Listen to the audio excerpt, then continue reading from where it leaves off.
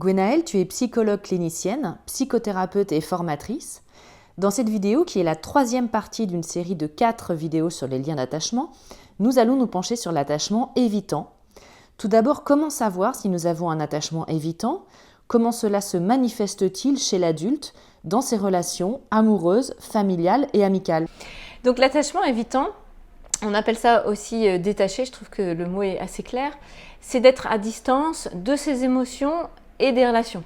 Donc il y a souvent, j'aime bien commencer par ça pour expliquer l'attachement évitant, une méprise ou plutôt un raccourci. On pense que les évitants, c'est un peu des misanthropes qui veulent vivre loin du monde, loin des autres. C'est pas du tout ça. En fait, les personnes évitantes, avec un attachement évitant, c'est des gens qui ont du mal avant tout avec leurs émotions. Et donc les émotions des autres, puisque les émotions des autres vont activer les miennes. Par définition, quand on baigne dans un flot émotionnel, dans la relation, on va aller toucher des choses, ou des choses vont être touchées à l'intérieur de nous qui sont plus ou moins agréables à sentir. Et le problème quand tu as un attachement évitant, c'est que c'est précisément ça qui fait peur. D'être activé, c'est un mot qu'on utilise souvent dans les principes d'attachement, d'être activé dans notre système d'attachement, c'est-à-dire concrètement ressentir des émotions, quelles qu'elles soient. Et donc dans la relation aux autres, là, on va être potentiellement activé à plein d'endroits. Et plus la relation est chargée émotionnellement, affectivement, plus on est en risque en fait d'être touché et d'être mise à nu quelque part dans notre vulnérabilité. Les évitants, souvent, vont être vus par les autres comme fermés, ça c'est sûr, mais même parfois hautains, tu vois, un peu qui prennent les gens de haut, inaccessibles, des forteresses, des masques froids, etc. Et effectivement, c'est juste, mais ce qu'il faut voir surtout, c'est que c'est des protections, c'est des défenses pour que l'autre ne rentre pas à l'intérieur de moi. Puisque les évitants, dans l'enfance, ont vécu donc souvent de la froideur émotionnelle et en tout cas un non-accueil de leurs émotions, voire même du rejet. Donc grandissant là-dedans, plus tard, dans les relations affectives chargées, ils vont avoir peur que ça recommence.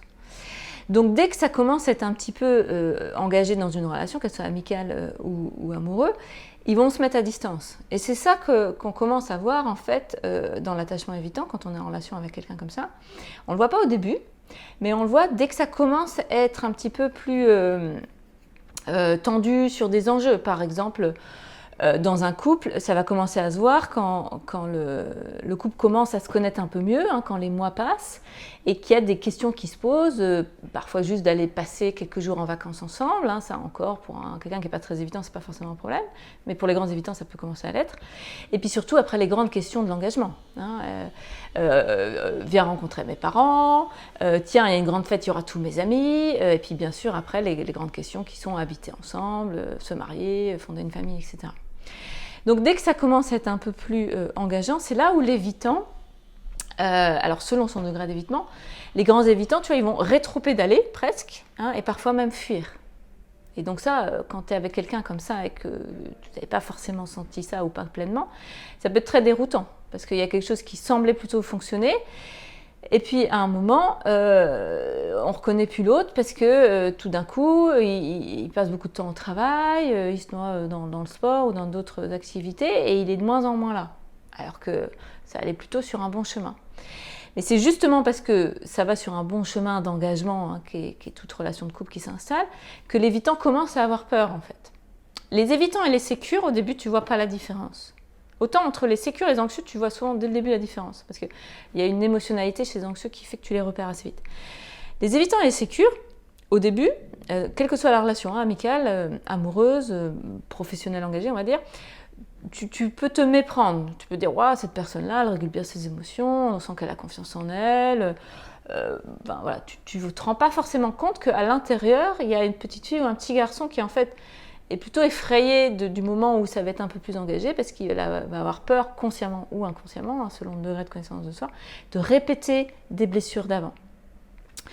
Donc, ça se traduit, l'attachement évitant, par ces mouvements donc, de distanciation qui peuvent être à différents degrés. Donc, la distanciation extrême, c'est la fuite. Donc ça, typiquement, moi j'avais une amie, je me souviens, elle a épousé un gars au bout de 10 ans.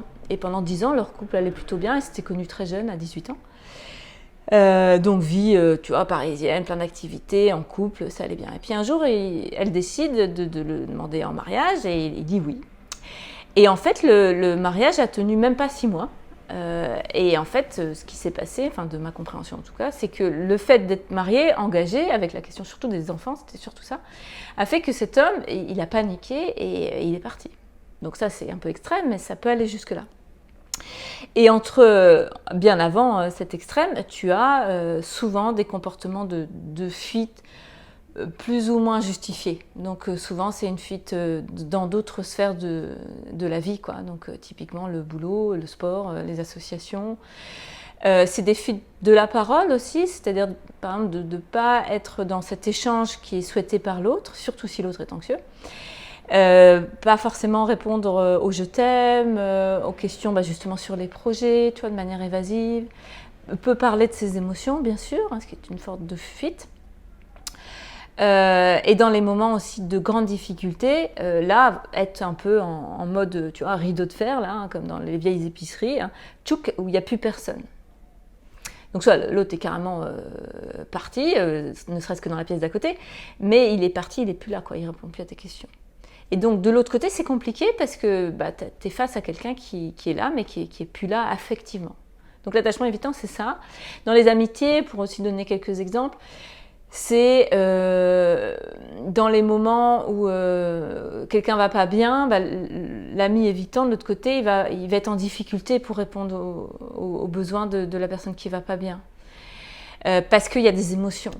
Donc c'est compliqué d'aller réconforter quelqu'un qui va pas bien quand toi-même tu as du mal à surfer avec ta propre tristesse, tes propres colères, etc. Donc ils vont par exemple pas répondre aux textos, aux appels, pas rester longtemps, être mal à l'aise, des choses comme ça.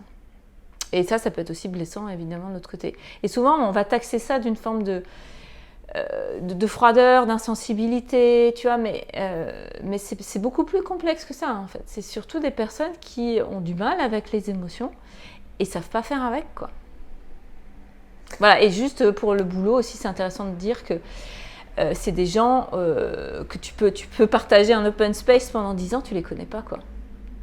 Alors ils sont sympas, hein, on bosse ensemble, on fait le boulot, le taf et tout, mais quelque chose d'intime de leur vie, ça sort pas ou presque pas. Ou si à un moment ça sort, tu vas voir qu'ils vont être un peu mal à l'aise.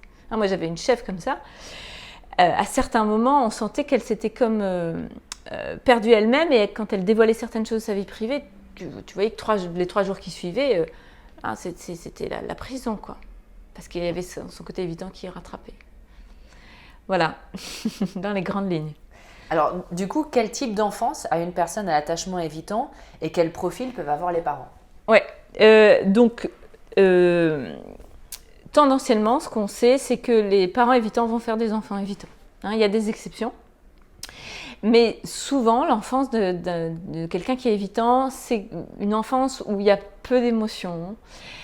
Même des émotions positives, parfois. C'est des milieux où les parents sont présents au niveau des soins primaires, c'est-à-dire qu'il y a à manger, il y a un toit sur la tête, on fait du sport, on est dans un bon collège, tout ça, ça roule, mais les besoins affectifs de l'enfant ne sont pas satisfaits. Donc concrètement, c'est des enfants qui ont manqué de présence affective, parfois même de présence tout court, mais surtout de présence affective. Donc peu de mots tendres, peu de compliments, peu de câlins aussi, parfois. Moi j'ai des patients, tu reprends leur histoire d'enfance, ils n'ont jamais été touchés ou presque, quoi. Donc ça fait des adultes souvent qui sont, ça se voit même corporellement, qui sont dans une tension, parfois une maigreur, mais pas toujours, où on sent que le corps en fait est comme sec. Donc ça peut aller jusque là.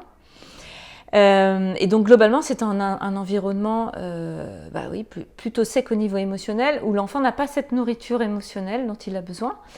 Donc quelque part, il se dessèche lui-même, pour continuer cette métaphore, et va évidemment faire avec, puisque l'enfant fait toujours avec, on est quand même très adaptable, et se recroqueviller, si tu veux, émotionnellement à l'intérieur de lui. Donc le petit garçon, la petite fille, qui est plein d'émotions, puisqu'on est tous plein d'émotions, et il est caché à l'intérieur de soi. Et c'est lui qui plus tard d'ailleurs pourra ressortir dans des explosions de tristesse ou de colère de manière très étonnante pour l'évitant, qui se dira mais quelles sont ces émotions qu'il y avait à l'intérieur de moi que j'ai toujours cachées, hein, plus ou moins consciemment, et qui là m'effraient.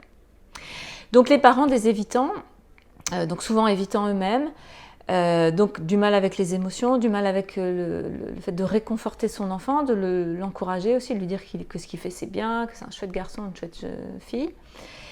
Voilà, principalement c'est ça. Et il faut aussi mentionner un autre cas qui arrive quand même assez souvent pour qu'on le dise, c'est des parents à l'inverse très anxieux, très intrusifs, qui étouffent leur gamin. Hein, typiquement, là, je vais faire une caricature, mais tu vois, la mama un peu, tu vois, sud de l'Europe, qui étouffe son enfant, qui n'arrive pas à le laisser sortir, à le laisser grandir, hein, que ce soit un garçon ou une fille, et qui est dans une hyper protection, et ça empêche l'enfant en fait de devenir qui il est, et puis ça empêche aussi de réguler ses émotions de manière harmonieuse. Et ça peut créer un attachement évitant, parce qu'un enfant devant un étouffement pareil peut, et c'est une stratégie qui est tout à fait fonctionnelle, se dire bon, moi je vais montrer le minimum, hein, je ne vais pas montrer notamment quand je ne vais pas bien, parce que sinon ça va être une catastrophe, hein, on va m'envahir encore plus d'anxiété. Donc je fais comme si tout allait bien dans les moments où ça ne va pas, et j'apprends à avoir un peu ce qu'on appelle le still face, hein, le visage impassible du grand évitant, qui cache les choses. Donc ça, tu as ça aussi parfois. Plus rare, mais ça arrive. Alors justement, comment sont vécues les émotions et pourquoi elles sont vécues comme ça ? Elles sont vécues comme quelque chose qui est à minimum dérangeant, au maximum dangereux. Parce que ça vient, si tu veux, effriter les protections, les carapaces que je me suis mises pour ne pas sentir les émotions profondes qui sont à l'intérieur de moi et ce qu'on appelle aussi la grande vulnérabilité, hein, donc liée aux événements difficiles qu'on a ensevelis. Et c'est ça qu'on appelle aussi les traumas profonds, hein, sans que ça soit des choses gravissimes, mais parce que souvent quand on parle de trauma, les gens pensent agression, accident, viol, etc. Mais il y a aussi beaucoup les traumas d'omission, c'est-à-dire d'avoir manqué d'amour, manqué d'affection. Et typiquement, les évitants, c'est ça dont ils ont manqué. Hein, ils ont manqué de présence. Et ça peut faire des grands traumas. Et une grande vulnérabilité de fond, hein, une petite fille ou un petit garçon qui, quelque part, au fond, hurle de solitude. Et ça a été calfeutré. Et ça va se manifester par une vulnérabilité peut-être moins abyssale, mais qui est un peu, si tu veux, qui affleure sous la surface. Et qui peut se manifester dans les moments de stress dans le couple, par exemple, où si je suis en couple en tant qu'évitant et que l'autre, à un moment, en a marre justement de mon comportement évitant un peu inaccessible et dit « bon, bah écoute, si tu ne changes pas, moi je m'en vais », pour un évitant qui d'apparence semble plutôt stable, ayant besoin de personne, très un peu, tu vois, en autogestion, et ben à l'intérieur, ça peut vibrer vulnérabilité, voire même toucher la grande vulnérabilité de fond. Et ça peut être très effrayant pour un évitant, parce qu'il ne sait pas faire en fait. Il n'a pas appris à faire. Il a appris à l'inverse à croire que les émotions, il fallait les éviter à tout prix.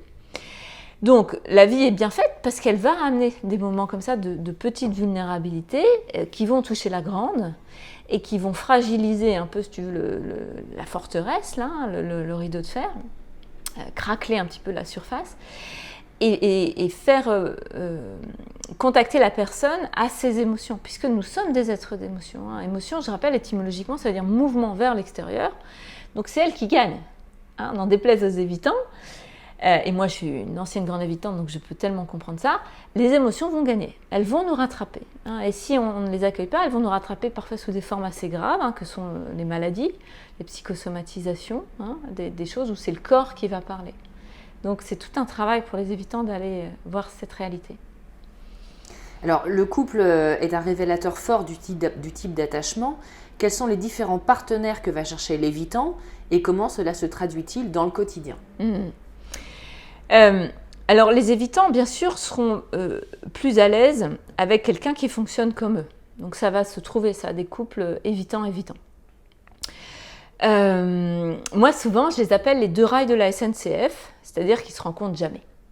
Hein, C'est comme voilà, deux rails bien parallèles et tu as parfois des couples d'évitants comme ça qui se rencontrent jamais, entre guillemets, émotionnellement. Donc, qu'est-ce que je veux dire par là? C'est qu'ils vont vivre côte à côte, un peu si tu veux, comme des colocs. Souvent, tu vas avoir un partage des tâches au fil des années. L'un va faire plutôt aussi, par exemple, s'investir dans le boulot, gagner de l'argent, et puis l'autre fera plutôt s'occuper de la maison, des enfants. C'est un schéma un peu primaire, mais ça arrive encore. Ou des choses très concrètes sur les partages des tâches, sur les partages aussi de la vie de la famille. Et chacun a des rôles comme ça, qui peuvent durer longtemps, où il y a comme une routine qui s'installe, ou parfois la sexualité aussi déserte. Souvent, la question de la sexualité chez les évitants, c'est compliqué parce que la sexualité, ça vient toucher notre intimité, bien sûr, et notre intimité émotionnelle. Ça fait naître des émotions, des choses blessées qui peuvent rejaillir là. Et puis c'est aussi tout simplement être touché. Et donc souvent, les évitants ont manqué de ça, voire même ont été traumatisés. Parfois, tu as des histoires aussi assez difficiles d'agression, voire de viol, qui font qu'être dans la sexualité, c'est compliqué pour un évitant, de manière générale. Donc si tu as deux évitants, par exemple, ça aussi, ça peut s'installer dans une routine de non-sexualité, dans certains cas. Donc évitant, si tu veux, ils continuent comme ça leur vie pendant longtemps, tant que l'un et l'autre, ça leur va. Et donc moi, j'ai vu des couples d'évitants qui ont duré comme ça longtemps, mais souvent, en fait, un des deux va ne plus se satisfaire de ça et va vouloir plus. Puis parfois, la vie va faire que ça change. Par exemple, quand les enfants s'en vont, il y a le fameux syndrome du nid vide qui qualifie cette période de vie quand les enfants deviennent des jeunes adultes et qui quittent le nid. Et ça, pour deux évitants, ça peut bousculer peut-être l'un des deux plus que l'autre. Typiquement, celui ou celle, souvent c'est plus la mère, qui a beaucoup investi dans la parentalité et qui tout d'un coup, ou presque, se retrouve un peu, tu vois, désœuvré. Et donc, si tu as beaucoup investi sur tes enfants, mais ça peut être vrai sur la retraite aussi, par exemple, si tu as beaucoup investi dans ton boulot, et puis que, donc, tout d'un coup, tu te retrouves face à l'autre. Alors que tu avais avant des sources de satisfaction hautes, mais que ça n'existe plus. Là, tu te retrouves un peu en difficulté. Et c'est là où, en gros, ça passe ou ça casse. Ça passe, c'est dans le sens que l'un et l'autre se rendent compte que effectivement la manière dont ils vivent, ou ils vivaient, ça a peut-être une fin et que ça serait bien de retrouver un dynamisme. C'est ce qu'on invite souvent les gens après des grands événements comme ça à faire. Et là, ils peuvent justement avoir une seconde vie à leur couple et trouver pour le coup des vraies raisons profondes d'être ensemble et pas seulement des prétextes extérieurs. Soit ça casse, c'est-à-dire si l'un des deux reste sur un mode très évitant, très très évitant, à ne pas vouloir rencontrer l'autre émotionnellement, là ça peut aboutir sur une séparation. Donc évitant, ça c'est un couple qui arrive, mais le couple le plus souvent qu'on croise, c'est évitant anxieux. Donc ça c'est une combinaison qui est extrêmement riche d'un point de vue psychologique, puisqu'elle te fait bouger en fait. Elle te fait bouger beaucoup plus vite que nos deux évitants qui, comme je l'ai dit, peuvent rester dans cette colocation pendant des années, voire des décennies. Alors, évitant anxieux, donc tu en as un qui veut être loin et l'autre qui veut être près. Donc tout de suite, on voit le problème. C'est que la blessure de l'un va appuyer sur la blessure de l'autre. Donc typiquement, l'évitant, il appuie sur la blessure de l'anxieux parce que lui, il a besoin de distance. L'anxieux, il a besoin de proximité. Donc l'anxieux se sent seul en fait, pour raccourcir, quand l'évitant s'en va. Ça c'est du point de vue donc de l'anxieux. Mais l'évitant en fait, lui il est aussi activé par l'anxieux parce que l'anxieux du coup va vouloir de la proximité. Donc il se rapproche de l'évitant. Il se rapproche par des mots par exemple, en disant mais pourquoi tu ne me parles pas, mais dis-moi que tu m'aimes, des engueulades, des conflits, des tensions comme ça, et puis des comportements aussi tout simplement d'avoir envie d'un câlin, d'avoir envie de sexualité par exemple. L'anxieux souvent va avoir lui au contraire besoin de sexualité pour se sentir aimé. Donc là tu vois au niveau de la sexualité ça peut être très très compliqué dans un couple anxieux évitant. Surtout avec les années qui passent et qui font que c'est pas simple non plus. Donc cette combinaison anxio-évitante, elle est compliquée, elle peut même être franchement un peu olé au quotidien, mais elle est source de croissance. Parce que si tu te rends compte que ta manière d'être en tant qu'évitant, qui est être à distance, ne pas parler de soi, faire comme si tout allait bien, alors qu'en fait ça ne va pas, ça ne marche pas. Ça peut peut-être marcher au boulot, dans certains cercle, mais dans la relation amoureuse, ça a forcément une fin en fait. Il y a un moment où il va falloir changer. Et c'est en ça que le couple est merveilleux, parce que ça t'amène à changer. Bon, là, c'est aussi ça passe ou ça casse, hein. Soit tu changes pas. Mais si tu te rends compte que ton évitement, non seulement il t'éloigne de l'autre, et que ça peut amener aussi à ce que l'autre il te quitte, hein, très concrètement, hein, ça arrive évidemment, mais ça t'éloigne aussi de toi-même, ça t'éloigne de qui tu es vraiment, parce que la grande voie, c'est savoir qui on est avec nos émotions. Et ce que ne comprennent pas toujours les évitants, par exemple, pourquoi c'est intéressant d'aller en thérapie, par exemple ? Parce qu'on va se connaître, hein, on va apprendre à découvrir qui on est. Et ça, c'est à la fois ce dont on a tous besoin de ça, mais encore plus les évitants, parce qu'ils ont beaucoup blindé, tu vois. Et c'est en même temps ce qui leur fait le plus peur. Donc c'est pour ça que souvent ils arrivent chez les cabinets de psy. Bon, déjà, ils viennent pas souvent, mais ils viennent un peu souvent, tu vois. Ils viennent et ils reculent, quoi. Et souvent, ils viennent parce qu'on leur a demandé de venir. Alors, en quoi le corps est un outil incontournable pour guérir la personne avec un attachement évitant, et comment l'utiliser ? Parce que le corps, c'est le siège des émotions, tout simplement. Hein. Les émotions, c'est pas dans notre tête, même s'il y a ce qu'on appelle des sentiments, qui sont des émotions agrémentées de pensées. Hein. Donc, c'est des émotions plus complexes, comme la culpabilité, par exemple. Mais les émotions profondes que sont donc les tristesses, les colères, les peurs, hein, pour citer les trois grandes, et les joies, bien sûr, hein, c'était les grandes émotions primaires, profondes, qu'on partage avec tous les êtres vivants et les autres espèces. Hein. C'est dans notre corps qu'on les vit. Et l'évitant, en fait, à éviter donc, ces parties émotionnelles, et donc à éviter souvent son corps. C'est des gens qui vont avoir un rapport au corps particulier, hein, en tout cas les grands évitants. Soit ils ont déserté leur corps. Donc, qu'est-ce que je veux dire par là ? Là, on va toucher ce qu'on appelle aussi la dissociation, c'est-à-dire ne pas être dans son corps, ne pas sentir son corps. Donc, c'est des gens qui, quand tu demandes, mais là, vous m'avez l'air triste, comment vous vous sentez là dans votre corps, hein ? Ou la question qui est hyper bizarre pour un évitant, par exemple, c'est de dire, où est cette émotion dans votre corps ? L'évitant, il te regarde les yeux comme des billes en disant, mais c'est quoi cette question bizarre ? Une émotion, mon corps, tu vois. Donc ils peuvent être dissociés de leur corps, c'est-à-dire un peu comme quand tu enlèves la prise d'un appareil électroménager, si tu enlèves, tu ne sens plus rien. Bah, c'est un peu ça qu'ils ont fait. Ils ont enlevé la prise au fil des années, dans l'enfance, et puis surtout si ça a continué, ils l'ont vraiment très souvent enlevé, donc ils ne sentent plus. Et puis tu as aussi un investissement particulier du corps chez les évitants qu'on voit souvent, c'est le corps comme un peu une machine. Donc, tu as ça beaucoup chez les gens qui vont être dans des choses très extrêmes. Donc, des sportifs, mais tu vois, pas le sport dans le bon sens du terme, quoi. C'est le sport intensif, extrême. Si je ne vais pas courir tous les jours, je ne me sens pas bien, évidemment, puisque le sport permet de décharger. Sauf qu'à un moment, ça peut devenir une addiction. Ça peut être aussi le sport, tu vois, typiquement, les gens qui se mettent des défis, donc ça rejoint aussi le sport extrême, mais qui vont aller très loin. Ça peut rejoindre aussi des choses graves, hein, comme des comportements de contrôle alimentaire, comme l'anorexie, des choses comme ça. Où l'idée de maîtresse ici, c'est le contrôle. Tant que je contrôle mon corps, je contrôle mes émotions. En gros, rien ne va m'atteindre, quoi. Sauf que bien sûr, ça ne marche pas. Puisque les émotions, c'est des mouvements, hein, c'est des mouvements vers l'extérieur, et de toute manière, elles vont gagner. Elles vont forcément ressortir un moment ou un autre, et elles vont s'emparer de mon corps. Donc s'emparer, ça peut par exemple être dans une crise de colère, où les évitants souvent sont sujets à des crises de colère, ça peut être aussi des crises d'angoisse, où typiquement, à force de blinder, typiquement la cocotte minute, tu vois, tu as bien fermé, hein, tu crois que c'est bien hermétique, tout ça, et puis à un moment, poum. Donc crise de colère, à un moment tu deviens hystérique, tu ne comprends pas ce qui t'arrive.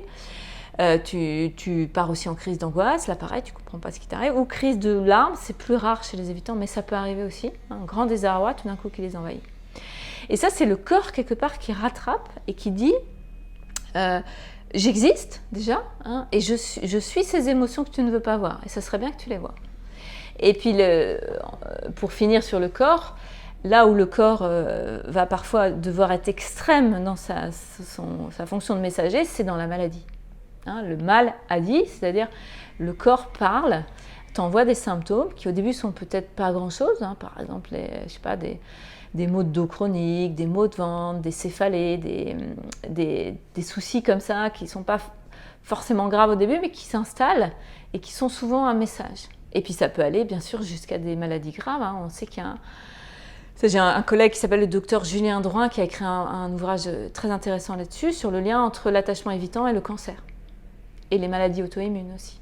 Donc ça, c'est des cas extrêmes, bien sûr, mais à force d'avoir blindé, le corps prend des voies extrêmes. D'où l'importance d'aller travailler, bien sûr, toujours ces émotions, dont je parle depuis tout à l'heure sur les évitants, mais par la porte du corps. Et enfin, quel conseil pour le quotidien de la personne tu peux donner? Moi, le grand conseil souvent que je donne aux évitants, pour pas effrayer trop un évitant, parce que le conseil qui viendrait tout de suite, c'est contacter votre corps, contacter vos émotions. Mais quand tu es évitant, c'est exactement ce que tu as fui toute ta vie. Donc, tu vois, ta partie évitante, à l'intérieur, elle dit ça va pas la tête, enfin, jamais quoi. Donc, le conseil que je donne plutôt, c'est la curiosité. C'est de s'ouvrir, tu vois, à soi-même. Ça, c'est moins effrayant pour un évitant. De commencer à s'interroger sur comment ça se fait que mes relations elles finissent toujours pareil. Comment ça se fait que mes amis, ils me disent souvent qu'ils ont l'impression de ne pas me connaître. Comment ça se fait qu'au boulot, parfois on me dit que je suis froid et que ça ne donne pas envie d'aller vers moi, etc. Tu vois. Comment ça se fait que j'ai des maladies chroniques aussi, par exemple. Comment ça se fait qu'il y a ci, qu'il y a ça, qu'il y a ça, qu'il y a ça. Donc s'interroger sur notre existence et dans le présent, en écho avec le passé. Parce qu'on sait bien que tout ce qu'on répète, c'est ce qu'on n'a pas résolu. Et ça, c'est, je pense, un conseil intéressant pour les évitants parce que ça passe d'abord par le cerveau. Et ça, c'est moins effrayant pour quelqu'un qui a peur des émotions.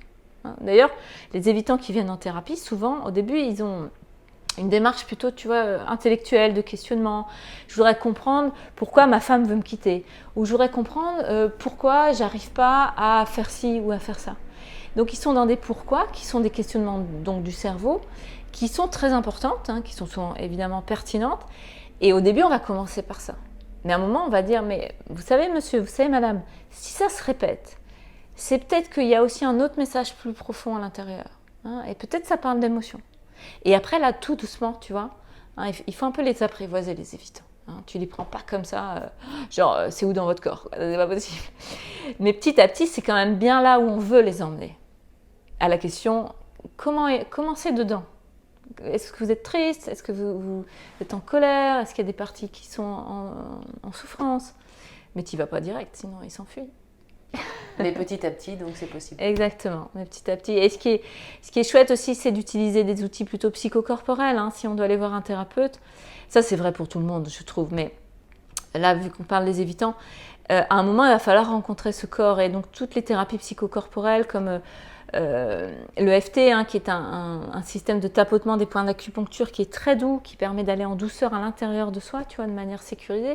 Ça, c'est super adapté, par exemple, pour les évitants. Parce qu'on y va, mais on y va en sécurité. Merci beaucoup Gwenaëlle. On va se retrouver pour la dernière vidéo sur l'attachement désorganisé.